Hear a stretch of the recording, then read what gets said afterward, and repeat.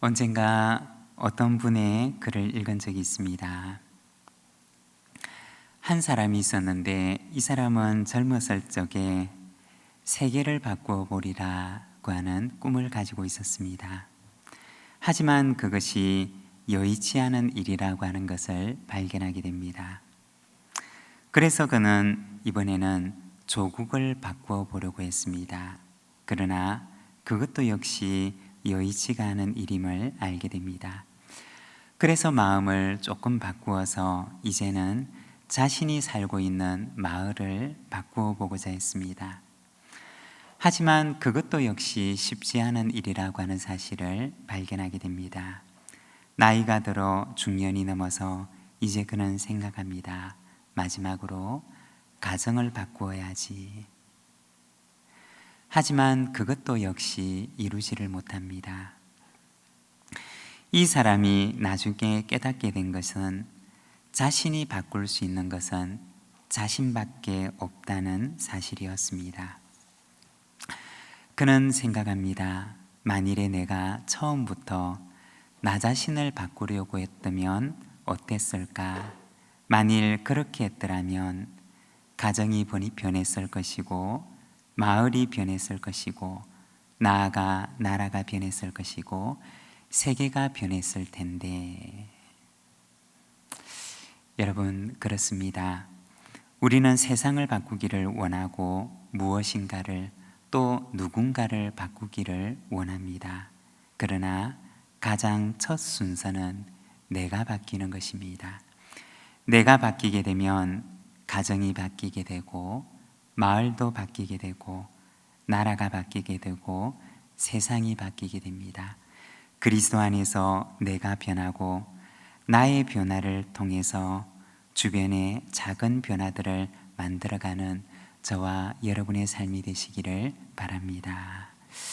오늘은 우리가 창세기 50장의 말씀을 함께 읽었는데 우리가 이 말씀을 통해서 요셉 화목의 사람이라고 하는 제목을 가지고 말씀을 함께 묵상하고자 합니다. 오늘 우리가 읽은 말씀에서는 성경에 기록되어 있는 요셉의 마지막 모습을 보여주고 있습니다. 아버지 야곱이 죽고 난 뒤에 요셉의 보복을 두려워하는 형들의 모습을 보여줍니다. 이 형들을 두려움 속으로 몰아넣었던 장본인은 과연 누구일까요? 어떤 외적인 위협이나 혹은 보복에 대한 징후가 보였기 때문에 형들은 두려움에 휩싸이게 되었던 것일까요? 그들을 두려움으로 몰아넣었던 그 장본인은 다름 아닌 그들의 가슴 속 깊은 곳에 숨겨두었던 그들의 죄책감이었습니다.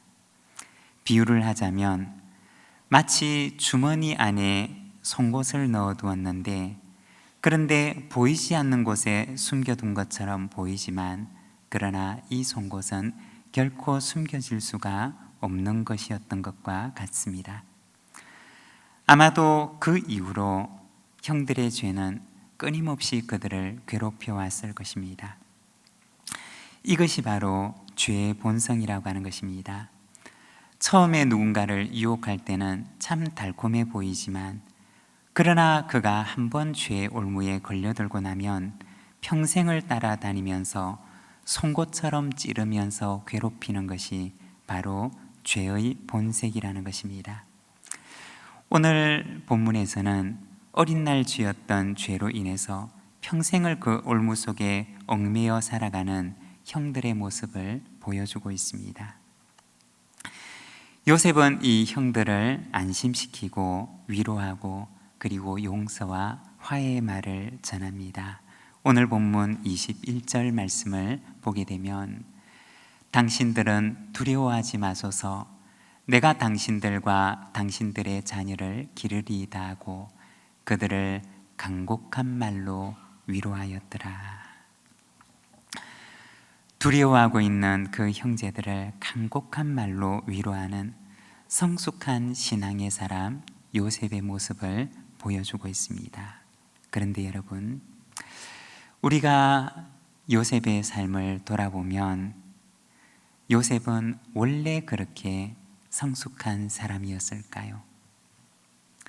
우리가 요셉의 지나온 인생들, 지나온 발자취들을 돌아보면 요셉이 처음부터 이렇게 성숙한 사람은 아니었습니다. 요셉이 처음부터 용서와 화목의 사람이었던 것이 아니라 그 지난날의 요셉의 어린 시절을 보게 되면 그는 형들의 숨어있는 잘못을 들추어내는 사람이었고, 그리고 아버지에게 고자질하는 고발과 정죄의 사람이었습니다. 그런데 요셉이 이 모습을 그대로 가지고 있었다면 하나님께서 과연 이 요셉을 사용하실 수가 있으셨을까요? 만일에 그가 그 모습을 그대로 간직하고 있었다면 하나님께서는 이 요셉을 사용하시고 싶어도 사용하실 수가 없었을 것입니다. 하나님께서는 이 요셉을 연단하시는데 고난으로 연단하십니다. 요셉에게는 이해할 수가 없었지만 그러나 하나님께는 분명히 이유가 있는 연단이었습니다. 왜냐하면 하나님께서는 이 요셉의 인생을 향한 정확한 로드맵을 가지고 계셨기 때문입니다. 그리고 그 연단의 시간이 지나가고 나서 요셉은 지난날 철없는 어린 시절의 요셉이 아니라 하나님의 사람, 용서의 사람, 화해의 사람 요셉으로 변화되어 있었습니다. 오늘은 성경에 기록되어져 있는 요셉의 마지막 모습을 보면서 그는 어떠한 사람이었는가, 우리가 다시 한번 이 요셉의 삶을 묵상하고자 합니다. 먼저 첫 번째로 그는 섭리의 사람이었습니다. 19절과 20절의 말씀을 우리가 자막을 보면서 함께 봉독하겠습니다. 요셉이 그들에게 이르되 두려워하지 마소서, 내가 하나님을 대신하리이까. 당신들은 나를 해하려 하였으나 하나님은 그것을 선으로 바꾸사 오늘과 같이 많은 백성의 생명을 구원하게 하시려 하셨나니. 아멘. 우리는 간혹 섭리라고 하는 말을 사용할 때가 있습니다. 이 섭리라고 하는 말은 조금 쉽게 이야기를 하자면 다스린다 라고 하는 의미입니다. 하나님의 섭리라고 하는 말은 하나님께서 다스리십니다 라고 하는 의미입니다. 하나님께서 세상을 다스리시고 하나님께서 우리의 인생을 다스리시며 하나님께서 나의 인생을 다스리십니다 라고 하는 것이 바로 하나님의 섭리에 대한 신앙입니다. 오늘 말씀에 보면 아버지 야곱의 죽음 후에 보복에 대한 두려움 속에 있는 형들에게 요셉은 자신의 인생에 대한 하나님의 섭리의 신앙을 고백하고 있습니다. 19절과 20절의 말씀을 보게 되면 두려워하지 마십시오. 내가 하나님을 대신하겠습니까? 당신들은 나를 해하려 하였지만 하나님은 그것을 선으로 바꾸셨습니다. 그리고 이렇게 많은 백성들의 생명을 구원하게 하셨습니다 라고 말합니다. 우리가 만일의 생각을 해보건대 만일에 이 요셉에게 하나님의 섭리에 대한 신앙의 고백이 없었다면 과연 어떻게 되었을까요? 우리가 20절의 고백 가운데서 앞부분만 있고 뒷부분에 대한 신앙의 고백이 없었다면 과연 어떻게 되었을까요? 당신들은 나를 해하려 하였습니다. 바로 이 앞부분까지만 있고 뒤이어지는 그의 하나님의 섭리에 대한 신앙의 고백이 없었더라면 과연 어떻게 되었을까요? 아마도 그랬더라면 우리는 용서와 화목의 사람, 하나님의 사람, 신앙의 사람 요셉을 볼 수가 없었을 것입니다. 하나님의 섭리의 신앙에는 두 가지의 의미가 포함되어 있습니다. 먼저 첫 번째는 하나님의 주권에 대한 신앙입니다. 하나님께서 세상을 주관하신다. 하나님께서 세상을 주관하시는 세상의 주관자이시다 라고 하는 신앙입니다. 그리고 두 번째는 하나님의 성품에 대한 신앙인데, 세상을 주관하시는 그 하나님께서는 선하시다 라고 하는 것입니다. 하나님께서 세상을 경영하시고 하나님께서 내 인생을 경영해 나가시는데, 선하신 성품을 가지고 나의 인생을, 그리고 이 세상을 하나님께서는 선하게 이끌어 가신다 라고 하는 신앙입니다. 아마도 이 요셉도 처음부터 하나님의 섭리에 대해서 잘 알지는 못했을 것입니다. 작은 고난이 지나가고 나면 더 큰 고난이 찾아오고, 작은 파도가 지나가고 나면 더 큰 파도가 자신을 덮치는데, 요셉은 왜 이렇게 자신을 향해서 이 큰 파도가, 그리고 작은 고난이 지나가면 더 큰 고난이 자기를 찾아오는지를 알지 못했을 것입니다. 오직 그가 할 수 있었던 것은 매일매일 하나님 앞에서 자기를 지키고자 애를 쓰며 발부둥칠 뿐이었을 것입니다. 간혹 아이들이 가지고 노는 퍼즐판을 보게 되면 우리가 그 가운데 퍼즐 한 조각만 가지고서는 도무지 이 퍼즐판이 그리고 있는 그 그림을 짐작할 수가 없습니다. 그리고 알 수 없는 그 한 조각의 퍼즐을 들고서 이것을 어디에 놓아야 하는지 알지 못해서 우리는 고민하고 염려합니다. 그런데 이렇게 한 조각 한 조각 퍼즐을 조심스럽게 놓으며, 그리고 마지막 들고 있는 퍼즐 조각을 퍼즐판에 놓는 그 순간, 우리는 내 손에 있었던 그 퍼즐 조각의 의미가 무엇인지를 비로소 깨닫게 됩니다. 아마도 요셉에게도 그리했을 것입니다. 애굽으로 팔려갈 때, 그리고 애굽에서 보디발의 집에서 보디발의 아내로 인해서 억울한 누명을 썼을 때, 그리고 감옥에서 잊혀진 세월을 보낼 때, 그는 자신의 손 안에 한 조각씩 한 조각씩 놓여지는 이 퍼즐의 조각들이 도대체 어떤 의미가 있는 조각들인지를 그는 알 수가 없었을 것입니다. 그런데 마지막 퍼즐 조각이 그의 손에서 퍼즐판에 놓여졌을 때, 그는 비로소 지난날의 그 퍼즐 조각들이 어떤 의미가 있는 조각들인지를 깨닫게 되었을 것입니다. 그리고 고백하기를, 그렇구나, 하나님께서는 정말 나의 인생을 선하게 인도하시는구나, 하나님께서는 정말 나의 인생을 인도하고 계시는구나 라는 사실을 알게 되었을 것입니다.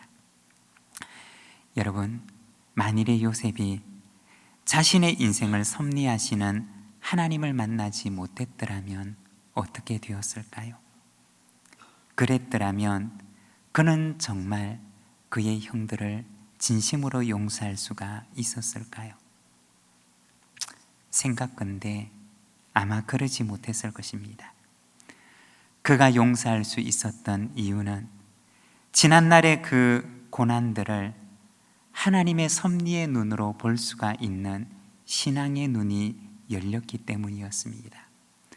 알 수 없는 고통의 퍼즐 조각이었지만, 그러나 마지막 퍼즐 조각을 놓았을 때 그것이 하나님께서 자신의 인생을 이끌어 오셨던 섭리였음을 그가 신앙의 눈으로 볼 수가 있었을 때, 그는 지난날의 그 모든 인생이, 지난날의 그 모든 순간들이 의미가 있는 순간들이었음을 알게 되었을 것입니다. 그의 신앙의 눈이 열렸을 때 용서의 문도 열리게 되었고, 화해의 문도 열리게 되었고, 그리고 회복의 문도 열리게 되었던 것입니다. 요셉에게 특별히 선한 성품이 있어서 그가 용서하게 되었고 화해하게 되었던 것이 아니라 하나님의 섭리를 바라볼 수 있는 신앙의 눈이 열렸을 때 그는 지난날의 모든 일들을 하나님의 섭리 안에서 받아들일 수가 있었던 것입니다. 사랑하는 여러분, 요셉을 인도하신 하나님의 그 선하신 섭리는 오늘도 우리의 인생을 인도하고 계시는 줄로 믿습니다. 요셉의 인생을 인도하시고 그때의 역사를 인도하신 하나님께서는 오늘도 우리의 역사를 인도해 나가시고 그리고 우리의 인생을 이끌고 계심을 믿습니다. 오늘도 우리의 인생을 섭리하시는 그 하나님을 바라보며 오늘도 신앙의 눈을 떠서 하나님의 더 큰 미래를 열어가는 하나님의 사람으로 서시기를 바랍니다. 그리고 두 번째는 그는 소명의 사람이었습니다. 21절의 말씀을 우리가 함께 봉독하겠습니다. 당신들은 두려워하지 마소서. 내가 당신들과 당신들의 자녀를 기르리이다 하고 그들을 간곡한 말로 위로하였더라. 요셉의 보복을 두려워하는 형들에게 요셉은 다가가서 그들을 위로하면서 말합니다. 두려워하지 마십시오. 내가 당신들뿐만 아니라 당신들의 자녀들도 돌볼 것입니다. 요셉은 하나님의 섭리를 알고 믿었을 뿐만 아니라 그 섭리의 신앙으로 살아갑니다. 요셉은 하나님의 섭리 속에서 자신을 부르신 부르심의 이유를 깨닫게 됩니다. 소명의 이유를 깨닫게 됩니다.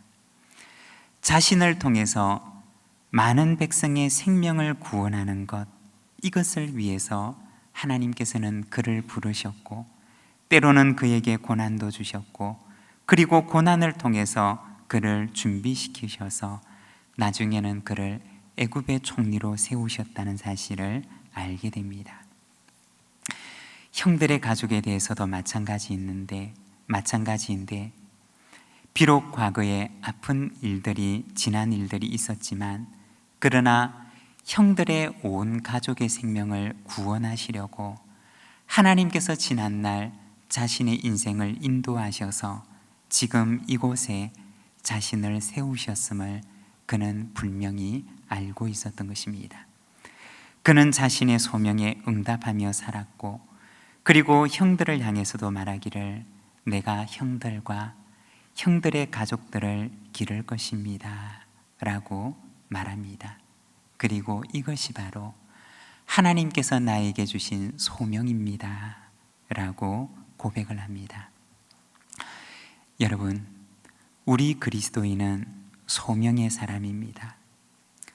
소명의 이유를 그리고 부르심의 이유를 묻고 그리고 그 소명에 응답하며 살아가는 사람이 바로 우리 그리스도인이라고 하는 것입니다. 요셉은 고난 속에서 자신의 소명의 이유를 발견합니다. 자신을 하나님께서 왜 그를 부르셨는지 그리고 그를 이렇게 고난 가운데 훈련시키셨던 이유가 무엇인지 그는 이 고난 속에서 하나님께서 그를 부르신 소명의 이유를 발견했던 것입니다. 그리고 자신을 세우신 그곳에서 그는 소명을 다하면서 살아갑니다. 사랑하는 여러분, 소명을 묻고 그리고 소명에 응답하며 그리고 소명을 다하는 삶을 살아가는 저와 여러분의 삶이 되시기를 바랍니다. 그리고 세 번째, 그는 신앙의 유산의 사람이었습니다. 24절에서 25절 말씀을 우리가 함께 봉독하겠습니다. 요셉이 그의 형제들에게 이르되 나는 죽을 것이나 하나님이 당신들을 돌보시고 당신들을 이 땅에서 인도하여 내사 아브라함과 이삭과 야곱에게 맹세하신 땅에 이르게 하시리라 하고 요셉이 또 이스라엘 자손에게 맹세시켜 이르기를 하나님이 반드시 당신들을 돌보시리니 당신들은 여기서 내 해골을 메고 올라가겠다 하라 하였더라. 아멘. 여기 보면 요셉의 인생의 마지막 순간을 기록하고 있습니다. 24절에 보면 그는 말합니다. 나는 죽을 것이나 하나님이 당신들을 돌볼 것입니다. 요셉은 자신에게 주신 소명을 다하고 그리고 남은 가족들을 하나님께 의탁합니다. 요셉이 애굽의 총리로 있으면서 자신이 가족들을 돌보았던 것이 아니라 사실은 자신을 통해서 하나님께서 그들을 돌보셨음을 말합니다. 이제 자신은 죽지만 하나님께서 여전히 그들을 돌보실 것을 말합니다. 아무리 요셉이 바로 다음과는 권세를 지닌 사람이라고 할지라도 그가 영원히 그의 가족을 책임질 수는 없는 것입니다. 그에게는 허락된 시간만이 있을 뿐이고 그리고 그 허락된 시간 동안만 그는 그에게 주어진 사람들을 돌볼 수가 있었습니다. 요셉은 그의 인생의 마지막 순간에 가족들이 모여있는 자리에서 하나님께서 그들을 돌보심을 유언으로 남기게 됩니다. 여러분, 우리가 때로는 자녀들에게 모든 것을 해주고 싶은 때가 있을 수 있습니다. 그러나 우리가 자녀를 위해서 해줄 수 있는 것에는 한계가 있다는 것입니다. 이 손을 잡고 끝까지 가고 싶지만 그러나 내가 잡고 가던 그 손을 놓아주어야 할 때가 온다는 것입니다. 그리고 그 이후에는 어떻게 되느냐? 하나님께서 그 아이의 손을 잡고 가신다는 것입니다. 하나님께서 아이의 손을 잡을 때 그 손은 영원히 놓지 않을 손이고 그리고 그 아이의 평생에 그 아이를 이끌어갈 하나님의 전능하신 손이십니다. 여러분, 우리도 자녀들의 손을 혹은 가족들의 손을 잡고 가지만 그러나 최고의 선물은 잡고 있는 이 손을 하나님께 건네드리는 것인 줄로 믿습니다. 하나님의 손을 잡고 남은 평생을 걸어갈 수 있도록 하는 것, 그것이 오늘 우리가 남겨줄 수 있는 최고의 유산이며 또한 최고의 선물인 줄로 믿습니다. 요셉은 섭리의 사람으로 살고 소명의 사람으로 살아갑니다. 그리고 인생의 마지막에는 최고의 유산을 남기는 삶을 살아갑니다. 오늘 우리도 나와 함께 하시고 나의 인생을 인도하시는 섭리의 하나님을 바라보며 소명의 사람으로 아름다운 유산을 남기는 삶을 사는 사람으로 살아가는 저와 여러분의 삶이 되시기를 바랍니다. 오늘 우리에게 주신 말씀을 생각하며 우리 시간 함께 기도하기를 원합니다. 요셉은 하나님의 섭리를 바라보는 사람으로 살아갑니다. 요셉은 자신을 부르신 그 소명의 이유가 무엇인지 끊임없이 하나님께 물으며 살아갑니다. 그리고 그 소명에 응답하며 살아갑니다. 그리고 그의 인생의 마지막에는 최고의 유산을 남은 가족들에게 물려주고 떠나게 됩니다. 오늘 하나님께서는 우리에게 물으십니다. 오늘 하나님께서는 우리에게 말씀하십니다. 내가 너의 손을 잡고 내가 너의 인생을 이끌고 있는 섭리의 하나님이심을 믿느냐 우리에게 물으십니다. 오늘도 우리의 인생을 인도하시는 그 주님의 손을 잡고 주님, 내가 일평생 주님의 섭리를 믿고 주님을 신뢰함으로 주님을 따라가는 삶을 살겠습니다. 우리 시간 함께 하나님 앞에 기도하며 나가겠습니다. 우리 함께 기도하겠습니다.